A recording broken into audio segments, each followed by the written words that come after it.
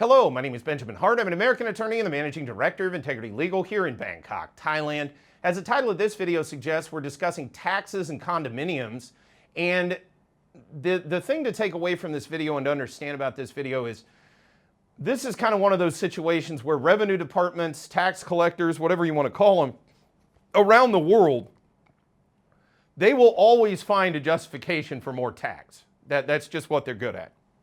And that said, I thought of making this video after reading a recent article from the Pattaya Mail. That's pattayamail.com. Article is titled, "Don't Panic Because Thai Revenue is Written to 100,000 Tax Residents Urging Registration." Quoting directly, Director General Kulaya stated that her department was widening the tax base and looking to increase revenue, which has been negatively affected by the reduction in the number of condominium units sold over the past year. She anticipated that the main growth areas in taxation would be energy businesses, financial services, and tourism. She made no specific reference to overseas income, although, of course, that is potentially taxable. As we've discussed in other videos, they're kind of changing the rules with regard to accessibility, liability. Not really the thrust of this video, though.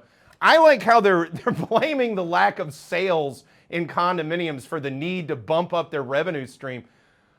Could it have anything to do with the fact that you shut down the economy for nearly 3 years and didn't give anybody any say in it? And now you're saying you want to come down on us like a brickbat over taxes on everything, now including condos? And for those who are unaware, the vast majority of people are not going to have to deal with condominium tax in anything akin to property taxes that we're used to dealing with, especially in the Anglophone or English-speaking jurisdictions, most notably, and my best point of reference being the United States, where we have things like mill levies and property tax. For the most part, if you're a foreign national owning a residential condo here in Thailand, you're not going to deal with anything akin to property tax as we're used to it back in the United States, for example.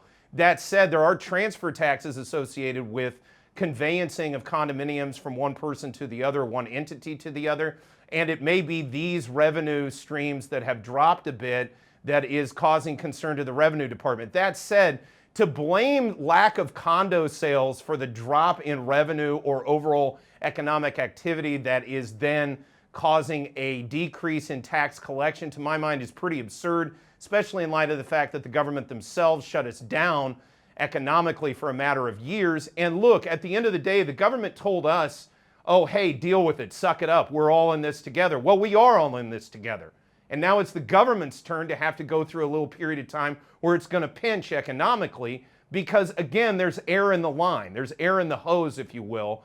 And until we push through what's already happened and the ramifications thereof, we're not going to get back to a sense of sort of stability in terms of tax collection. So my personal opinion is the worst thing that the revenue department could do right now is run around overtaxing, scaring away investment, scaring away tourists, scaring away people who just want to come do business here in Thailand. Better thing to do is just roll with the punches, as we all had to do for the years you made us shut our businesses down.